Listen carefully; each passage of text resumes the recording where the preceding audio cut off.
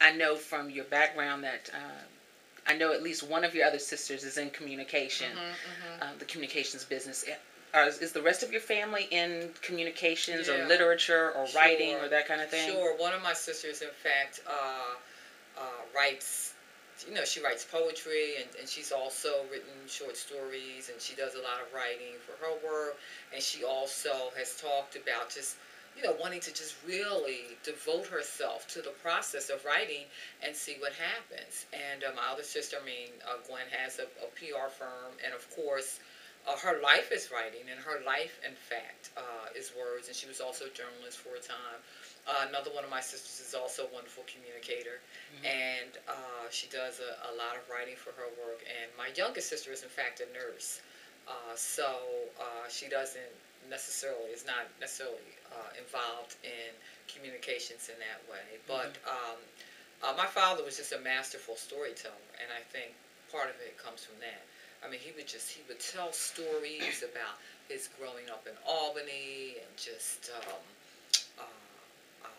how he would describe. He was a tremendous pitcher, could throw, and just how he would describe a rock and the sound that a rock made as it swished through the air. And he talked about somebody stabbing somebody, and the knife was like going into a watermelon.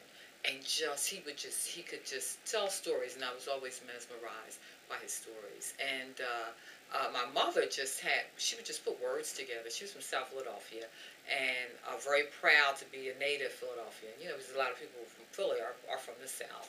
And even though her mother was from the South, but she was born in Philadelphia, and just very proud of that, and have very much a distinct Philadelphian dialect, South Philadelphian dialect, right, which is very different.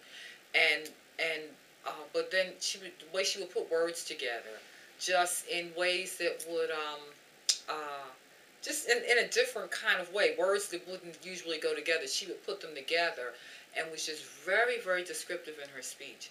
And one of her expressions, I remember from growing up, when somebody would say something, she'd say, "Can you imagine?" And that was just one, "Can you imagine?" And she would just say that, and I can remember even as a child, when she'd say that, taking it literally and start imagining. And so I think that too was just in a way that's not, as overt, also helped fuel the imagination, I think, in myself and all of my sisters.